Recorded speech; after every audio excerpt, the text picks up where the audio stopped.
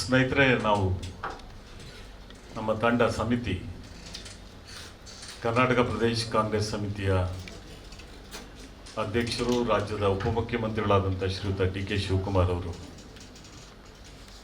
ಮುಖ್ಯಮಂತ್ರಿಗಳಾದ ಶ್ರೀಯುತ ಸಿದ್ದರಾಮಯ್ಯ ಅವರ ಜೊತೆಗೆ, ಹಾಗೆಯೇ AICC ಅಧ್ಯಕ್ಷರಾದಂಥ ಮಲ್ಲಿಕಾರ್ಜುನ್ ಖರ್ಗೆ ಅವರ ಜೊತೆಗೆ, ಹಾಗೆಯೇ ಉಸ್ತುವಾರಿ ಪ್ರಧಾನ ಕಾರ್ಯದರ್ಶಿಗಳು AICC ವತಿಯಿಂದ ಕರ್ನಾಟಕಕ್ಕೆ ಸಂಬಂಧಪಟ್ಟ ಹಾಗೆ ಸುರ್ಜೇವಾಲಾ ಅವರ ಜೊತೆಗೆ ಮಾತಾಡಿ ಈ ತಂಡವನ್ನು ರಚನೆ ಮಾಡಿ ನಮ್ಮನ್ನು ಇಲ್ಲಿಗೆ ಕಳಿಸ್ಕೊಟ್ಟಿದ್ದಾರೆ. 4ನೇ ತಾರೀಕು ಸಾಯಂಕಾಲ ನಾವು ಮಂಗಳೂರಿಗೆ ಬಂದ ಮೇಲೆ ಈಗಿನವರೆಗೂ ಕೂಡ ನಾವು ಸಂಬಂಧಪಟ್ಟ ಎಲ್ಲರ ಜೊತೆಗೂ ಕೂಡ ಸಮಾಲೋಚನೆಯನ್ನು ಮಾಡ್ಕೊಂಡು ಬರ್ತಿದ್ದೀವಿ. ಏನೆಲ್ಲ ಕರಾವಳಿ ಪ್ರದೇಶದಲ್ಲಿ ಘಟನೆಗಳಾಗಿದ್ದಾವೆ, ಇದೊಂದು ಸೂಕ್ಷ್ಮವಾದಂಥ ಒಂದು ಜಿಲ್ಲೆ. ಮಂಗಳೂರು ಅಂತ ಹೇಳಿದ್ರೆ ನಮ್ಮೆಲ್ಲರಿಗೂ ಕೂಡ ಅಭಿಮಾನ ಇದೆ. ಇಡೀ ಕರ್ನಾಟಕದ ಜನರಿಗೆ ಕರಾವಳಿ ಪ್ರದೇಶದ ಬಗ್ಗೆ ಅಭಿಮಾನ ಇದೆ. ಬಹಳ ದೊಡ್ಡ ಕೊಡುಗೆ ಇದೆ. ರಾಜ್ಯದ ಪ್ರಗತಿಯೂ ಕೂಡ ಈ ಭಾಗದ ಕೊಡುಗೆ ಬಹಳ ದೊಡ್ಡ ಪ್ರಮಾಣದಲ್ಲಿದೆ. ಉದಾಹರಣೆಗೆ ನಮ್ಮ ಬ್ಯಾಂಕ್ಗಳು ದೊಡ್ಡ ಪ್ರಮಾಣದಲ್ಲಿ ರಾಷ್ಟ್ರದ ಆರ್ಥಿಕ ಸ್ಥಿತಿಗೆ ಕೂಡ ಅದರ ಕೊಡುಗೆಗಳಿದ್ದಾವೆ. ಅದರ ಪರಿಣಾಮವೇ 1969ರಲ್ಲಿ ನ್ಯಾಷನಲೈಸ್ ಬ್ಯಾಂಕ್ಸ್ ಆದಂಥ ಪರಿಣಾಮ ಸಾಮಾನ್ಯವಾದಂಥ ಜನರು, ಬಡವರು, ರೈತರು, ಕಾರ್ಮಿಕರು ಕೂಡ ಅದರ ಪ್ರಯೋಜನವನ್ನು ಪಡ್ಕೊಳ್ತಕ್ಕಂಥ ಒಂದು ಸಂದರ್ಭಗಳು ಕೂಡ ಈ ದೇಶದಲ್ಲಿ ಆಗಿದ್ದಾವೆ.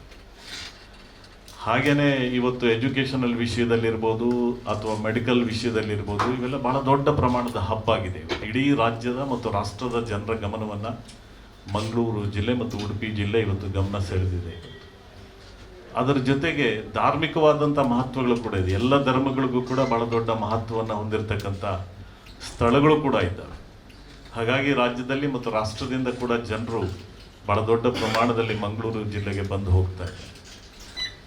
ಆದರೆ ಇತ್ತೀಚಿನ ಘಟನೆಗಳು, ಅದನ್ನು ನಾವು ವೈಲೆನ್ಸ್ ಅಂತ ಹೇಳ್ತೀವಿ, ಅದು ಏನು ಕೊಲೆಗಳಾಗಿದ್ದಾವೆ, ಅದಕ್ಕೆ ಕಮ್ಯುನಲ್ ಬಣ್ಣಗಳನ್ನು ಕೊಡ್ತಕ್ಕಂಥ ಕೆಲಸಗಳು ಕೂಡ ಆಗ್ತಾ ಇರ್ತಕ್ಕಂಥದ್ದನ್ನು ಅತ್ಯಂತ ಕಟುವಾದಂಥ ಶಬ್ದಗಳಿಂದ ನಾವು ಖಂಡಿಸ್ತೇವೆ. ಯಾರೋ ದುಷ್ಕರ್ಮಿಗಳು, ಕೊಲೆಗಡಕರು, ಇಂಥ ಪ್ರಯತ್ನಗಳ 2% ಇಡೀ ಜಿಲ್ಲೆಯಲ್ಲಿ ಅಧ್ವಾನ ಮಾಡ್ತಾ ಇರ್ತಕ್ಕಂಥದ್ದು, ಗೊಂದಲಗಳನ್ನು ಸೃಷ್ಟಿ ಮಾಡ್ತಾ ಇರ್ತಕ್ಕಂಥದ್ದು, ಸೌಹಾರ್ದತೆಯನ್ನು ಹಾಳು ಮಾಡ್ತಾ ಇರ್ತಕ್ಕಂಥದ್ದು ಕೇವಲ 2%. ಇನ್ನುಳಿದಂಥ 8% ಮತ್ತಷ್ಟು ಅದರ ಲಾಭವನ್ನು ಹ್ಯಾಕ್ ಪಡ್ಕೊಳ್ಬೋದು, ರಾಜಕೀಯವಾಗಿ ಅದರ ಲಾಭಗಳನ್ನು ನಾವು ಹ್ಯಾಕ್ ಪಡ್ಕೊಳ್ಬೋದು ಅಂಥೇಳಿ ಅದಕ್ಕೆ ಬೇಕಾದಂಥ ಲ್ಯಾಬೊರೇಟರಿಗಳನ್ನು ಮತ್ತು ರಿಸರ್ಚನ್ನು ಮಾಡ್ತಕ್ಕಂಥದ್ದು, ಅದರ ಪ್ರಯೋಜನವನ್ನು ಪಡ್ಕೊಳ್ತಕ್ಕಂಥ ಪ್ರಯತ್ನಗಳಾಗ್ತಾ ಇರ್ತಕ್ಕಂಥದ್ದನ್ನು ಕೂಡ ನಾವು ಖಂಡಿಸ್ತೇವೆ. ಹಾಗಾಗಿನೇ ಅದರ ಜೊತೆಗೆ ಒಂದು ರಾಜಕೀಯ ಪಕ್ಷವಾಗಿ ಕೂಡ ನಾವು ನಮ್ಮ ಪಕ್ಷದ ಮುಖಂಡರುಗಳು, ನಮ್ಮ ಪಕ್ಷದ ಜನಪ್ರತಿನಿಧಿಗಳು, ಹಿರಿಯ ಮುಖಂಡರುಗಳು, ಪದಾಧಿಕಾರಿಗಳು, ಇವರೆಲ್ಲರ ಜೊತೆಗೂ ಕೂಡ ಸಮಾಲೋಚನೆಯನ್ನು ಮಾಡಿದ್ದೇವೆ. ನಮ್ಮ ರಾಜಕೀಯ ಪಕ್ಷವಾಗಿ ನಾವು ಒಂದು ರಾಜಕಾರಣದಲ್ಲಿ ಇದ್ದು ನಮ್ಮ ಜವಾಬ್ದಾರಿಗಳು, ನಮ್ಮ ಕಾರ್ಯಕ್ರಮಗಳನ್ನು ನಾವು ಹೇಗೆ ಮಾಡ್ಕೊಂಡು ಬಂದಿದ್ದೀವಿ, ಇಂಥ ಸೂಕ್ಷ್ಮವಾದಂಥ ಘಟನೆಗಳು ಬಂದಂಥ ಒಂದು ಸಂದರ್ಭದಲ್ಲಿ ನಾವು ನಮ್ಮ ಜವಾಬ್ದಾರಿಗಳನ್ನು ಮಾಡ್ತಿದ್ದವ, ಈ ಥರದ ಬಗ್ಗೆನೂ ಕೂಡ ನಾವು ನಮ್ಮ ಅಭಿಪ್ರಾಯಗಳನ್ನು ನಾವು ನಮ್ಮ ಮುಖಂಡರುಗಳಿಂದನೂ ಕೂಡ ನಾವು ಸಂಗ್ರಹ ಮಾಡಿಕೊಂಡಿದ್ದೇವೆ. ನಾವು ವರದಿಯನ್ನು ಇನ್ನೂ ಫೈನಲ್ ಮಾಡಿಲ್ಲ. ನಾವು ಹಾಗೆಯೇ ಸಿವಿಲ್ ಸೊಸೈಟೀಸ್ ಜೊತೆ ಮಾತಾಡಿದ್ದೇವೆ. ಹೀಗೆ ಎಲ್ಲರ ಜೊತೆಗೂ ಕೂಡ ನಾವು ದೀರ್ಘವಾದಂಥ ಸಮಾಲೋಚನೆಯನ್ನು ನಾವು ಮಾಡ್ಕೊಂಡು ಬಂದಿದ್ದೇವೆ. ಅನೇಕ ಮಾಹಿತಿಗಳನ್ನು ನಾವು ಪಡ್ಕೊಂಡಿದ್ದೇವೆ.